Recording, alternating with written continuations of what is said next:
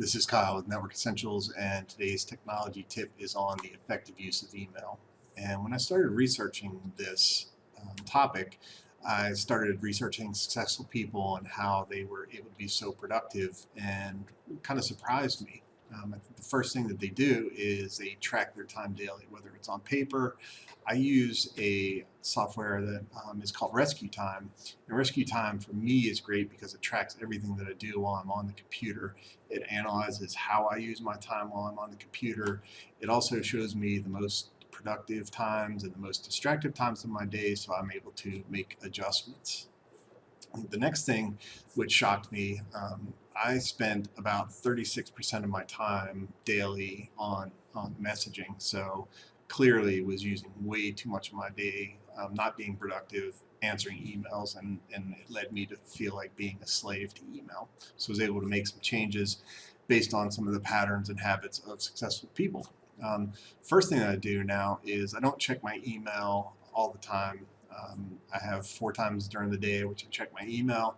9:30, and I do it in blocks of 25 minutes. So at 9:30, I have set aside 25 minutes. Before lunch, I have set aside 25 minutes. After lunch, and at 4:30, 25 minutes, and then I'm done with the email for the day.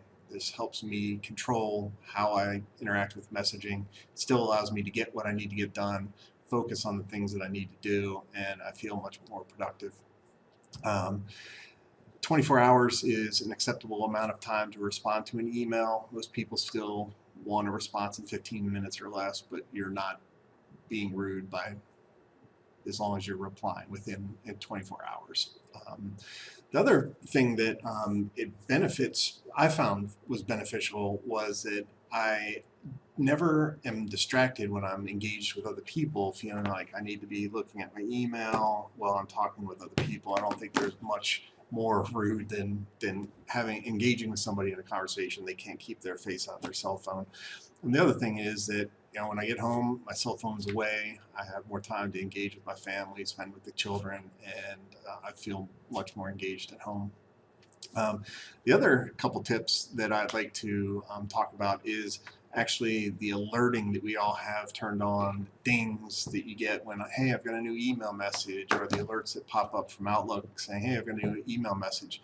They're totally a distraction. What happens is you see those, you feel compelled to go over to your Outlook, see what the email is all about. Say you spend 5 minutes on that email, it takes you 5 minutes to get refocused back on what you're doing.